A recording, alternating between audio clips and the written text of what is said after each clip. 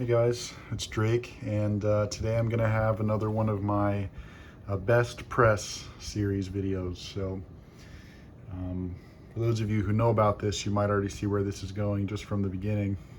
But this is going to be highlighting what is today currently under Harvard University Press, where they have their Loeb Classical Library. And I'm going to talk about those, but then also I'm going to go over their more recent classical libraries that they have. The Dumbarton Oaks Medieval Library, the Murti Classical Library of India, and then the Itati Renaissance Library of Italian and Latin poets. So, yeah, I guess I'll just jump right into it. I mean, these are definitely the most well-known, the Loeb classics, so I figured I'd start with those. They probably need the least explanation, but yeah, I don't have a whole lot of these, mainly because I don't speak the languages that they highlight. I mean, of course, I can read the English translations, but what these Loebs are famous for, if you're not familiar with them, is they're all bilingual. So, for example, the green ones are their Greek library, and you might recognize Diogenes Laertius. He wrote Lives of the Eminent Philosophers. And if you open it up, you'll notice that, so this is Anaximander. On the left you have the Greek, and on the right you have usually it's more of a literal prose translation of whatever book it is. So I really like this Diogenes Laertius because it gives interesting biographies of all the early philosophers, and those are the ones I like. Give some later philosophers too, but I like this one. Thales is interesting, but my favorites are Democritus. I like Heraclitus. Those are probably my favorites. Diogenes is always a good one. But they have like huge ones, like book 3 is all Plato, which is what, almost 100 pages. So then they have Aristotle, who has only 40 pages. So anyway, that's the first one that's probably more familiar with you guys. So all the green ones are Greek. So of course Homer will be in Greek, and they have all of Plato and Aristotle and so on. So yeah, that's that. This one's 2 volumes. And then, as you may also know, we have the Latin series, the classical Latin, which is all the red volumes. So I only have a couple of these as well. And if you've been watching my videos, you probably have seen that Diogenes before, and then you've probably seen these Latin ones before, but these are just kind of getting started. I know at one point these were printed, I don't know if it's just like in England they were printed by this different group, but I know in the US they've been printed by Harvard University Press for a while. They're at least 100 years old or so, as far as I know. They are still putting out new ones from what I understand, but of course they've already gotten through most of the major people. So I got the complete works of Horace, at least his complete poems. So these are his odes and epodes. Number 33, it's interesting. And then I have his satires, his epistles, and his Ars Poetica, which is interesting, number 194. So that was later. Sometimes what will happen though is, 100 years ago, they'll have one person translate it, and then they'll have an updated translation. So you might see like Horace, for example,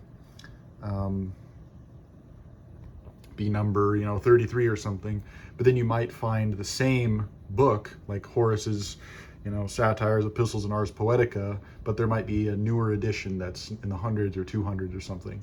So that's one thing to look out for if you are looking for a specific edition. Make sure if you want the older one or if you want the newer one, or sometimes people have opinions that one is better than the other, so I always try to look into that. But when I got these, I didn't think I cared. I just got the cheapest ones, which is a fair heuristic.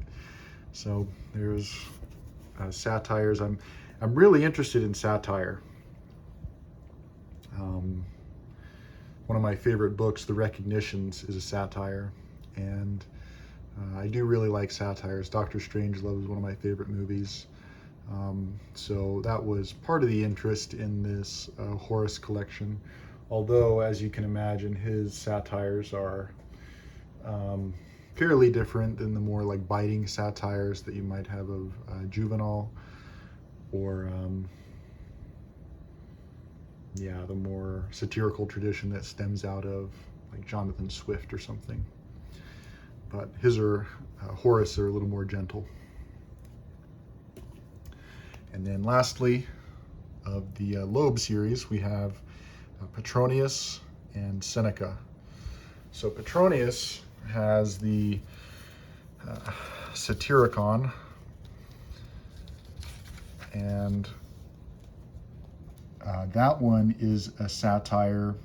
This one's a little later than like Horace and the like Golden Age Latin poets. I think these come, 200 years later, roughly, if I remember correctly. Let's see if it says here. Oh no, not quite. Only about 50 to 70 years later. Yeah, because he was during the times of Claudius and Nero. And then Tacitus describes him. He used to sleep by day and attend official duties or his amusements by night. But yeah, the reason I got into this Satyricon is because I was reading Mimesis by Erich Auerbach. And of course, his essays are just mind-blowing. So I just had to get a copy of it. And he always gives the originals. The way he does his essays is he'll give a big chunk of whatever he's talking about, and that's like his jumping off point, and then he'll write an amazing essay about it. And I just loved seeing the Latin that he mentioned, and Latin for me is relatively easy to make out what they're saying and at least sound out, because I'm fairly knowledgeable in Spanish, and of course you get a lot of Latin influence in English. Greek has a whole different alphabet, and I haven't put in the work to get the Greek alphabet down, let alone any of the grammar or anything. So I feel a little more comfortable reading Latin, and I do plan on learning it someday. But anyway, so then you have Seneca, who has his, I'd butcher that if I tried to say it, but it's another kind of satire around the same time. So that's a nice copy. All right, and then now we're going to get into the more recent additions to the Harvard Classical Libraries. And these are really, really amazing that we have access to these today, because I'll give you guys something to look at while I'm talking. So these, I think, are just totally amazing that we have access to these, because a lot of these books that I'm about to show you have not been translated into English before, or if they have, they're very rare, like scholarly editions, or if they're not rare, they're really old, really expensive, some of them, apart from these translations. So even though like I think each of these run about $28, I think that's like their normal price they give. Even if that seems a little expensive compared to what you could pay, some of these Oxford books or Cambridge books, translations of rare things, they can get hundreds of dollars real quick. So I tend to look at this as extremely lucky that we have access to this. But so what we're looking at here, all the brown copies, and if you watched a decent amount of my videos, you've definitely seen these before, but I went ahead and gathered all the ones I have. So these are the Dumbarton Oaks Medieval Library imprint of the Harvard Classical Libraries. And this one here is the history of the kings of Britain. Now you guys might recognize that title from Geoffrey of Monmouth, who wrote his history of Britain, which is the main source for a lot of the Arthurian myths that come, in the 1100s, 1200s, and later. I just recently was able to get a copy of Thomas Mallory's works in the original spelling, so I'm pretty pleased about that. But that's kind of like the later tradition, 1400s. But a lot of it, from what I gather, originated and used Geoffrey of Monmouth as a starting point, because a big chunk of the end of this History of the Kings of Britain is about King Arthur, the Welsh king. But interestingly enough, this one's in Old English. The Dumbarton Oaks, you'll mainly have either Old English stuff, or you'll have medieval Latin stuff like Byzantine Empire, various Latin things. I'll give you an example next of a Central European Latin.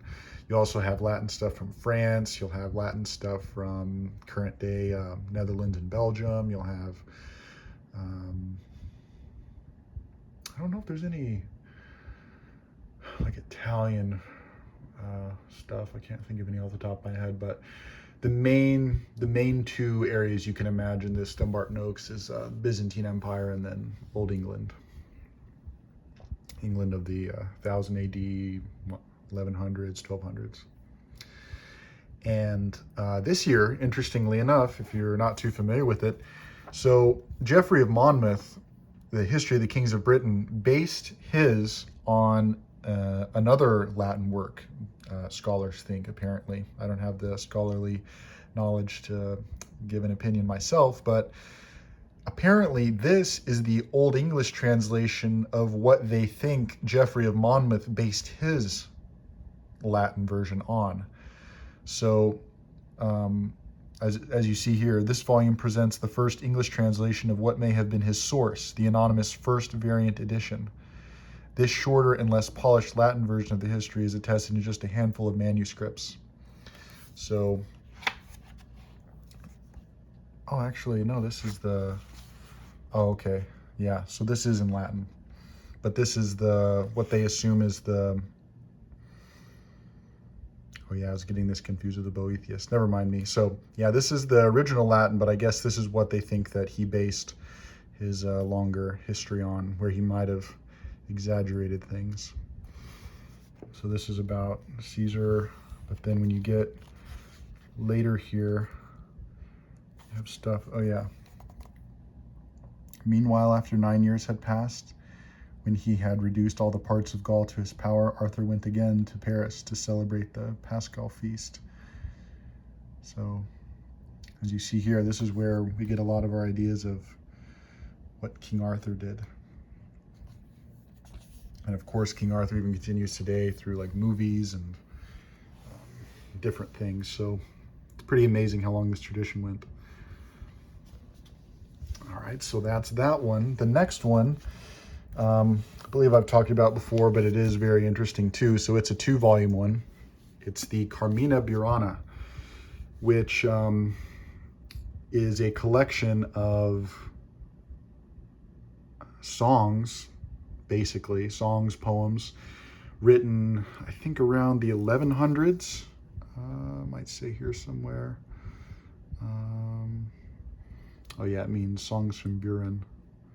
I think it's roughly the 1100s. Might say it's somewhere there, but anyway, it wasn't discovered until the 1800s, and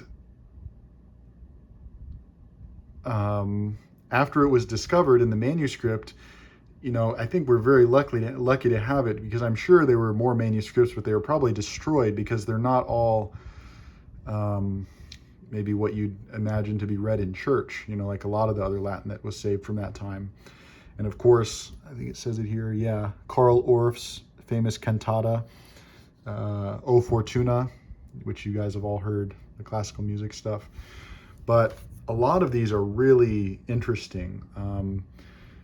If you guys have ever read, I think, was it New Directions, I think, publishes a collection of the Galliards. They were wandering medieval scholars that had, maybe gone to the University of Paris, but then didn't really find a position to teach, or they didn't go into the church. They didn't find a good position in the church.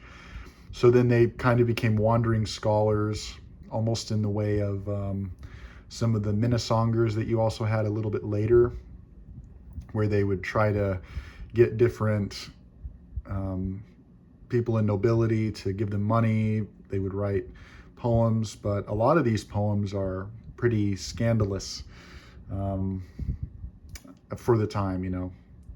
They'll be writing about gambling. They'll be writing about, this woman doesn't like me, she's ignoring me, stuff like that.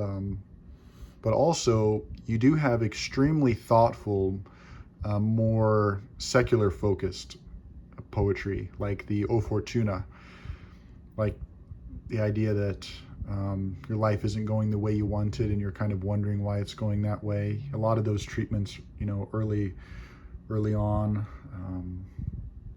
Like post-Rome, you get a lot of religious treatments of those sort of themes. Why has God forsaken me? This sort of idea.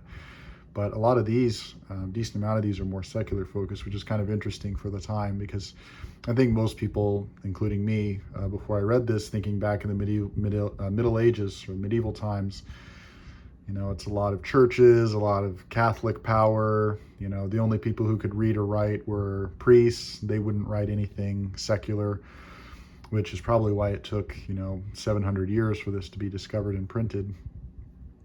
But, at the very least, we have it now today, and this 2-volume edition is very cheap. So if you're interested in that time period, like, I've always felt that the Middle Ages are kind of my weak point as far as history goes. Like, I feel like I have a pretty decent knowledge of the start of civilization and like ancient Sumer and Babylon and stuff, and then Indus Valley and all the way to Greeks and Rome. And then I feel like my knowledge kind of drops off like around Boethius, which we'll get to. And then it kind of picks up again around the Renaissance, which is a huge gap, at least in Europe. Know a little bit about China and a little bit about the Islamic Golden Age and stuff, but Mayans. But yeah, I think this is kind of an easy way, because although the Middle Ages can be kind of daunting when you have to get into theology and stuff, at least for me, this was kind of an easier way to get into the medieval mindset. And a couple of these later books I'll show you also help quite a lot as far as that goes. So anyway, yeah, Carmina Burana. And then next year, as I mentioned, so this is the Old English Boethius. This is why I was confusing that Geoffrey of Monmouth. Because Boethius, of course, wrote originally in Latin, and around the 500s, he was put in prison because he lost favor with the emperor of the time. And he was put in prison, and he wrote the Consolation of Philosophy, which is, of course, written in Latin at the time. And roughly 300 years later, I think, in King Alfred's time. Is that about right? Let's see. Yeah, around the time 900, so closer to 400 years later. But King Alfred, supposedly himself, but he most likely had scholars around that helped him or did all the work, and he just took credit for it. He wanted to produce translations of classical Latin works so that people could read them in the vernacular language of Old English. So this is what that is. This is a vernacular translation, supposedly by King Alfred, but probably someone else, who translated the Consolation of Philosophy into Old English. And that's one of the beautiful things about these, is that you actually see the original Old English that they used, and then you have the modern day English translation. But one of the really neat things that the translator did for this was they took what originally would be like Fortuna, who would be a Latin deity or a more pagan Latin deity, even though around Boethius's time there was already Christianity starting to spread quite widely. The translator in Old English translated some of those Latin deities into the equivalent Germanic folk deities. So it's kind of interesting to see, because you're kind of seeing someone in around the year 900 try to mix what was like a classical god, Fortuna or Zeus or something like that, or Jupiter, whoever at the time, and then trying to match it up to what they view. But again, the person who was writing it was almost certainly Christian, so they were trying to match like what would be viewed as a pagan god with a Germanic pagan god. They weren't going to try to compare things generally to Christianity. So it's just kind of interesting. And then also another thing in that way, just imagining someone in the year 900, thinking back that this was old, 300 or 400 years before that, at the end of the classical period. Boethius is kind of considered the last major classical philosopher before the Dark Ages, and then this is written pretty much during the Dark Ages, even though they don't seem very dark when you really get into it.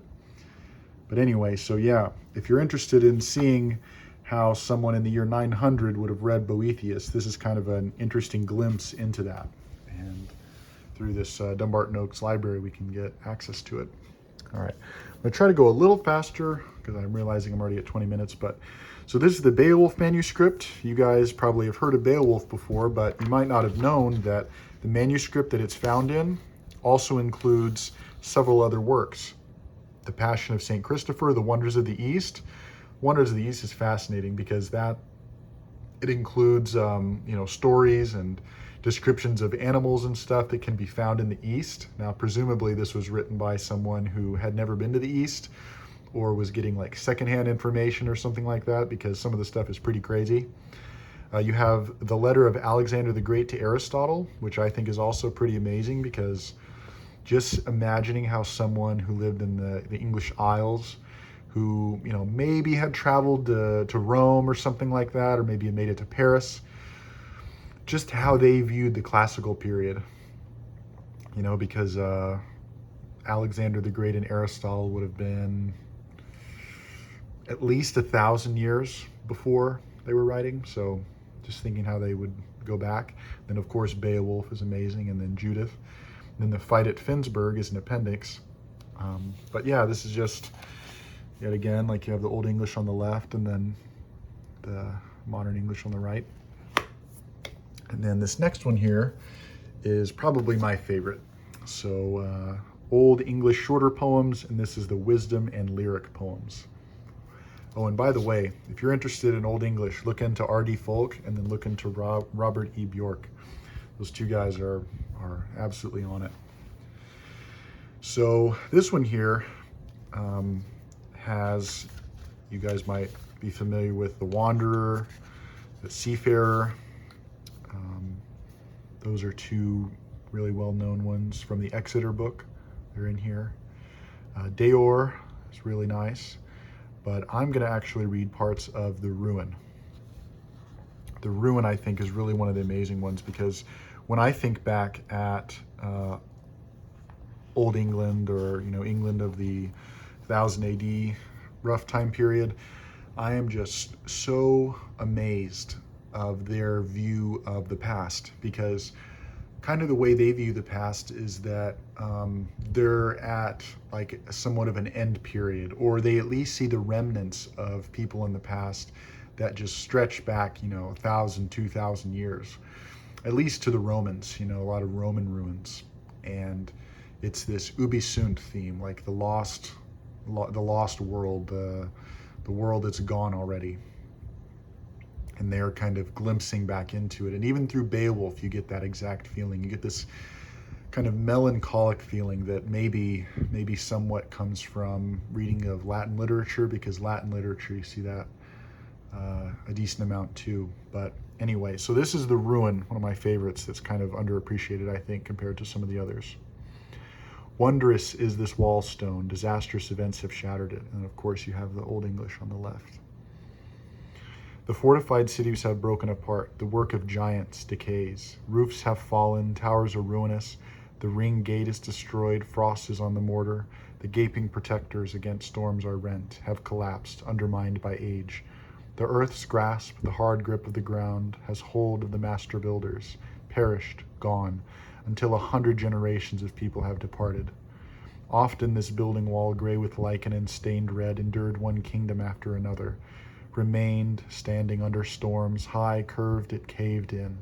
The wall place still molders, hewn by weapons. It fell to the earth, its future burst, fiercely ground down. The ground swallowed all. And then these are lacunae in the manuscript, just gaps. But I won't read a whole lot. If you guys are interested, you can pause it here. But yeah, I just think that I'm constantly thinking about this ubi sunt theme in relation to Old English, because, to us, they're the lost world, but they themselves already had a lost world that they were trying to grasp and have some connection to. And I just think that's, extremely beautiful.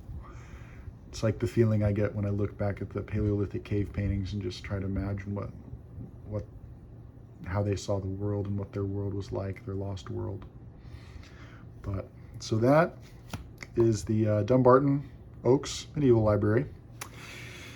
And then I'll try to go a little bit faster through these others, which is kind of annoying, but this one here, Tatti Mir, he's an Urdu poet from the late 1700s, early 1800s, selected ghazals and other poems. So this one I think is really nice because it shows the original Urdu. Here's a little description of it here. If you guys are interested, you can pause it. But he's apparently widely regarded as the most accomplished poet in the Urdu language, you know, from kind of modern day Pakistan roughly, also parts of India. But I chose a single poem to look at. You guys can also see the Urdu written in the script. All right, so this is his 82nd ghazal. And a lot of his poems are like heavily romantic. I wonder if there was any cross-pollination culturally between like the romantic period and this. Maybe it's just kind of random chance. That good-looking youth, that artful trickster, that most desired beauty was rather kind to me today. I, an old toothless decrepit beggar, and he gave me a kiss. Not one teardrop now falls from my eyes. The feverish throbbing of my heart day and night entirely consumed my heart's blood. He endured life patiently, but was just as impatient to die. 1,000 pities, that sick man didn't survive another day or two. Years upon years have passed with us apart, and I keep my hand on my heart to give it support. There was never a day when she visited and hugged me and took my heart in her hands. And that kind of gives you a good idea of a lot of these are him lamenting the fact that his love interest or romantic partner is gone and doesn't care for him, and he's totally distraught and can't handle life anymore.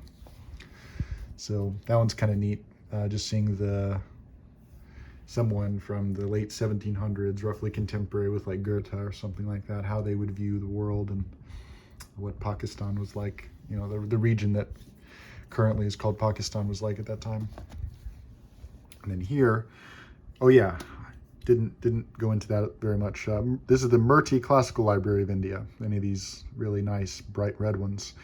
I think this is their most recent series. It was funded by a guy who I think made a lot of money in computer science or technology or something like that, and kind of funded this. But these are just totally amazing that we can get these, especially the Sanskrit classics, because this one is Bharavi, Arjuna, and the Hunter. This is one of the most well-known and highly regarded Sanskrit court epics from roughly the 500, 600 period.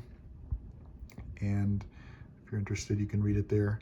But one thing I was interested in this is, apart from it just being a fascinating court epic, so I got really interested in it because when I was looking at the Wikipedia page actually of palindromes in literature, I was reading that many of these old Sanskrit epics had like extremely long palindromes in them, because apparently Sanskrit as a language, which you can see here, has the ability to have very long palindromes, or even, you know, really intricate palindromes where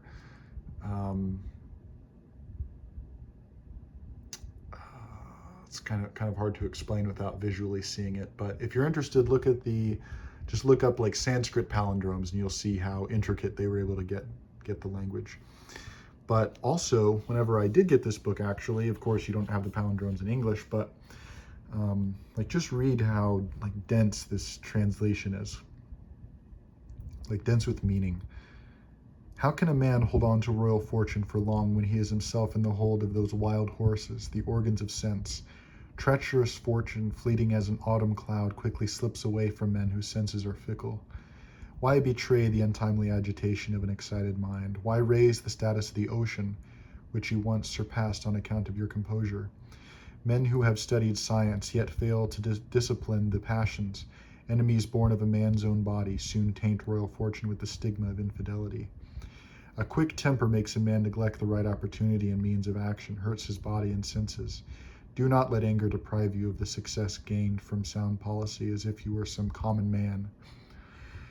So the majority of this is kind of a story from the Mahabharata, where Arjuna is trying to impress Shiva to get some certain power, and then that's kind of what happens. But so it's a story from the Mahabharata that Bharavi went back and kind of expanded a scene, and it's about Arjuna and the hunter. Yeah, I think this is probably my favorite. No, I can't say that, but I just love reading it. I love reading the translation because the translator did a really interesting job. This Indira Viswanathan Peterson. Also another like rabbit hole. I might as well add it. I'm already 30 minutes in. Have you guys looked into like old Javanese literature that's heavily based on the Mahabharata as well? If you haven't, I highly recommend it. You know, modern day Bali and Indonesia, this old Javanese literature is so fascinating. They had these court poets as well that were based on like people like Bharavi, but also Kalidasa, probably the most famous court poet from this time period. A lot of old Javanese court epics from roughly the 1200s were based on court epics from this time period, the 500 and 600 AD. So anyway, that's just a little heads up on something you might be seeing in my channel coming up, old Javanese. All right, then a few more here. So this is the last of the four. The Itati Renaissance Library, all these blue ones. So these roughly range from like the maybe late 1300s, 1400s, 1500s, 1600s. It's a Renaissance library. So of course, the vast majority of them are from the region of Italy, and most of them are in Latin. Some of them are in vernacular Italian, but a lot of them are in Latin. Some of them, as you'll see, are macaronic literature, which is a combination of languages, specifically Latin and Italian, which you guys might have already seen on my channel. But this one here is pretty neat. Michael Maroulis. So if you guys aren't familiar with him, he was a poet from the, let me see here, the late 1300s, 1400, no, late 1400s to 1500, and he knew the Medici family. He was pretty well known in Florence, and this book is mostly his epigrams, but he also wrote a 4-volume work that is inspired by Lucretius and his De Rerum Natura, on the nature of things. And that's actually one of the most fascinating things about this guy, is that he was one of the first Renaissance poets to incorporate Lucretius' worldview in his poetry. Because, as you might know, Lucretius was basically lost for a long time, and then he was rediscovered in a Renaissance library by a book searcher, or however you say it. That's not the right word I'm looking for, but that'll do. And then I think there's this kind of pop history book, The Swerve, about how like this discovery of Lucretius started the Renaissance in the modern world or something, but I don't know anything about that. But it's at least fascinating to imagine how the poets are encountering these rediscoveries of Latin writers and Greek writers. And supposedly, Michael Maroulis, when he died, I think, drowned in a river, crossing a river on his horse, had an accident and perished. But he had a copy of Lucretius' De Rerum Natura in his pocket. That was presumably his favorite book that he liked to carry around. So, which is a thoroughly secular book in the sense of, not Christian, And yet again, it's like that thing where Lucretius for Michael Maroulis was, 1,500 years old, contemporary with Virgil, actually a little before Virgil maybe. And just imagining how he thought about the Romans, you know. Did he view himself as a continuation of the Romans, or was it far enough of a gap? Because today we definitely view ourselves differently, I think. It's a gap between us and the Romans. It's kind of interesting to think about. Like, why is there a gap when really ostensibly there isn't? But yeah, and then just thinking about someone who was coming out of the Middle Ages and the beginning of the Renaissance. This guy was alive at roughly the time that Da Vinci was. You know, Michelangelo, and you know, just a mixture of Lucretius. It's just so fascinating to think about. All right, won't dwell on that too long. And then lastly here, we have something I have shown before. This is Volume 2 and Volume 1 of Teofilo Folengo's Baldo. So Baldo is macronic literature where there's a combination of Italian and Latin. So later macronic literature you might recognize as like Finnegan's Wake is a good example. But you also have different Spanish and English, like Tres Tristes Tigres, or Larva, Midsummer Night's Babel. It's a mixture of different languages, but originally macronic literature just meant a mixture of Italian and Latin, like this. And Baldo is like a kind of goofy hero story where the hero's comical and goes around and does stuff and messes with giants and all this. So you might imagine comparisons between Rabelais, which interestingly enough was heavily influenced by this guy. Also something like maybe Don Quixote is in this kind of same tradition. Tristram Shandy maybe through little removed. But anyway, yeah, so this is the last book I had here of the Itati Renaissance Library. So yeah, I'd have to say that these 4 different libraries, the Loeb Classical Library, the Dumbarton Oaks, and then the Murti Classical Indian Library and Renaissance Library, these are just amazing. Like a new one that's coming out of the Dumbarton Oaks is like a 1,000-page book of the medieval riddle tradition, which has a lot of Old English riddles, some Latin ones, I think. But just going through the backlog of books, I mean, there are hundreds, especially if you include the Loebs, you know, several hundreds. And you can learn so much about world literature and Western history. I don't really get too much into the Byzantine stuff. It's just kind of not what I've been interested in so far, but there are commentaries on the Iliad and the Odyssey from 1100s, you know, which is kind of amazing to think about. There are other comic epics like Architrenius, is another one from the medieval era. There are other translations of the Bible into Old English, and just so on and so on. There's a lot of Boccaccio in this Itati Renaissance Library. Yeah, just amazing stuff. And of course, the Loebs, there's hundreds. All right, well, I don't need to drag this on any longer. If you guys haven't already, you know, check out the Harvard University Library, which is not University Library, Harvard University Press, where you have the Loeb Classical Libraries and all this.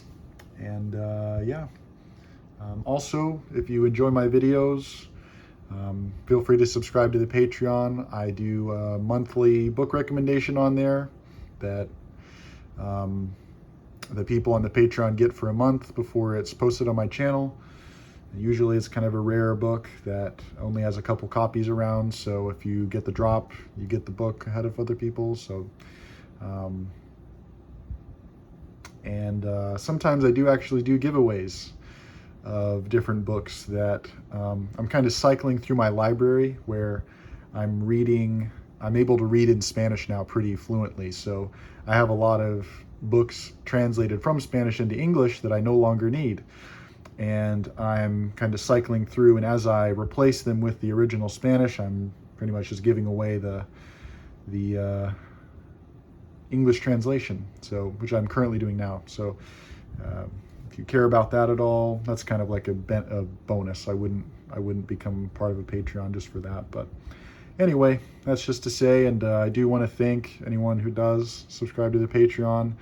It just allows me to get more interesting books to talk about, so I'm really grateful. All right, don't need to drag this on any longer. Death is a gang boss.